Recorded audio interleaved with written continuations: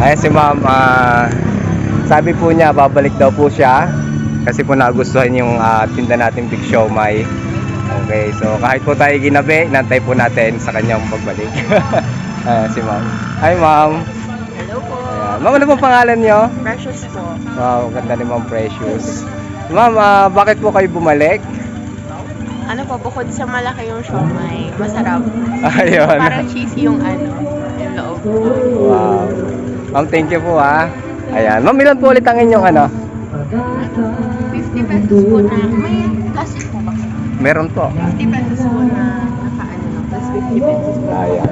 So, order po ulit siya ng 50 pesos.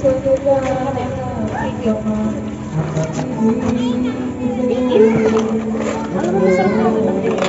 Ha? Yung ice cream na yun? Masarap.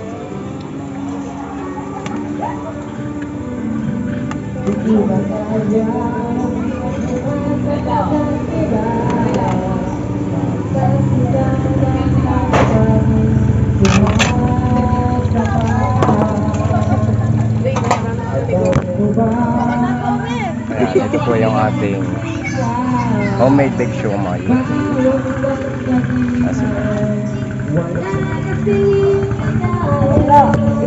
Hi ma'am.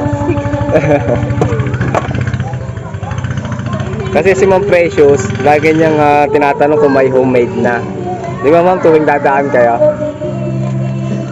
Ma'am, ito po ang change.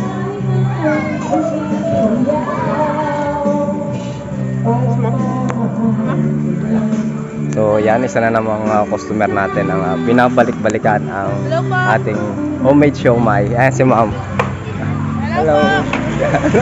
So natin ba naman ni ma'am yung yung siomai natin? Okay. Ma'am, ano masasabi niyo ma'am? Ano po? Quality! Quality. Panalo ba ma'am? Panalo? Apo. Ayun. Thank you ma'am.